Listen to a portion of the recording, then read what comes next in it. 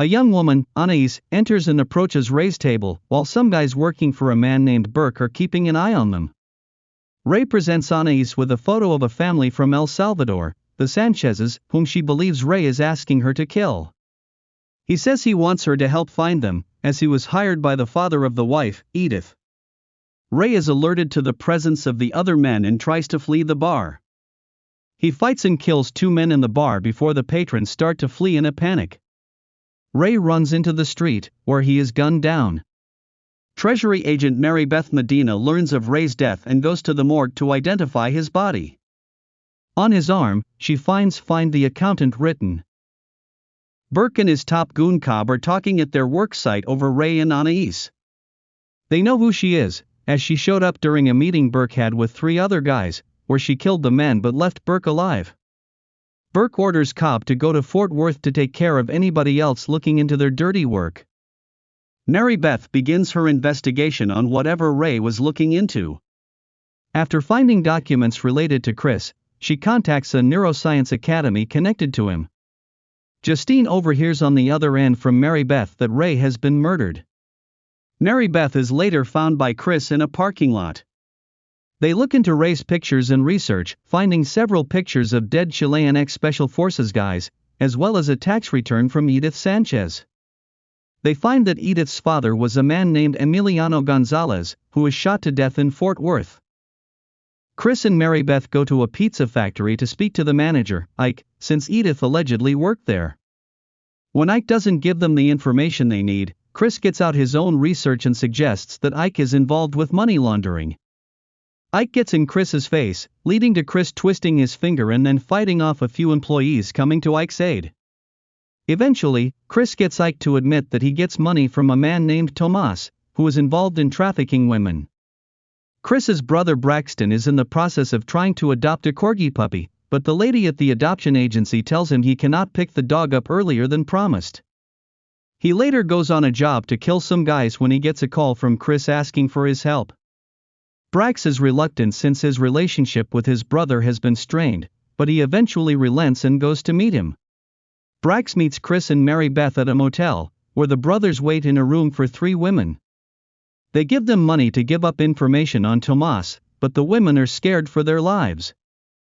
2 of them leave, but one stays behind and asks for extra payment to get her away from Tomas. The men wait until Tomas arrives.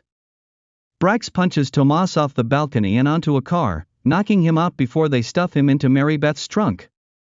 She is annoyed until Chris gets Justine to manipulate traffic so nobody will stop her car. Meanwhile, Mary Beth learns of Emiliano's death, as well as the death of Edith's husband Gino, and the disappearance of their son Alberto. The next day, Mary Beth joins Chris and Brax as Chris contacts Justine. She rounds up her network of hackers to infiltrate security footage throughout Los Angeles to find Anaise. They find surveillance footage of her on the night of Ray's murder and discover a woman named Pamela took a selfie that captured Anaise. The hackers find Pamela's laptop and go through her files to find the selfie, all while Mary Beth objects to the invasion of privacy and fears that they will be discovered. The hackers manage to find the selfie before Pamela notices anything. They discover that Anaise has been in several parts of the globe and has carried out murders against members of criminal organizations. Mary Beth learns that Chris and Brax were responsible for some of the deaths, which makes her decide to break away from their help and to continue her investigation by the book.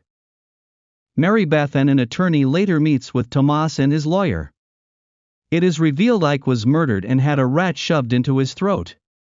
Before Tomas can agree to give his testimony against his employers, Cobb shoots him and his lawyer with a sniper rifle.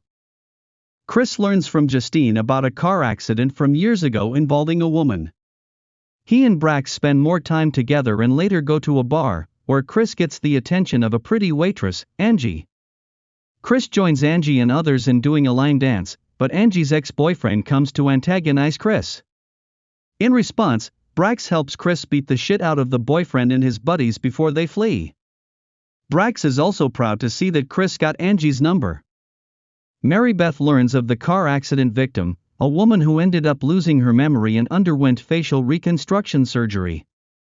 The woman also developed acquired savant syndrome and became skilled at things like chess, and later killing.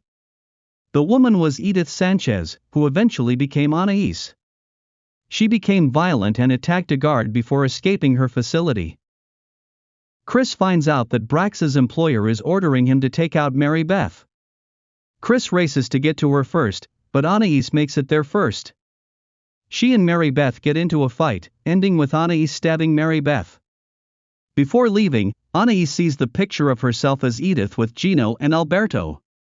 This triggers her memories of being trafficked by Burke and his men, and witnessing him kill Gino. Chris arrives to find Mary Beth and gets her help, but the brothers arrive and begin to open fire on the mercs. Cobb drives the bus away after several of his men are killed. Chris gets Brax into a van and follows the bus as they make it to a pit that the kids are forced into. The brothers shoot the mercs, but Cobb is on the bus with Alberto. Chris makes it onto the bus while Brax is in the back. Cobb tries to sell out Burke just before Chris and Brax both put bullets into him. They then get the kids out of the pit and drive the bus to take them home. Brax makes Chris stop the bus to pick up a stray cat. Justine calls Anaise and gives her a location. There, she finds Burke, coming out of the shower. He realizes she is there for him, and she grabs a large knife and follows him. Mary Beth returns to work after recovering. She contacts a number that Justine is listening in on to thank her for helping save the kids, and that Ray would be proud. The hackers are seen putting together a room in their hideout for Alberto, who is being taken to them by Chris and Brax.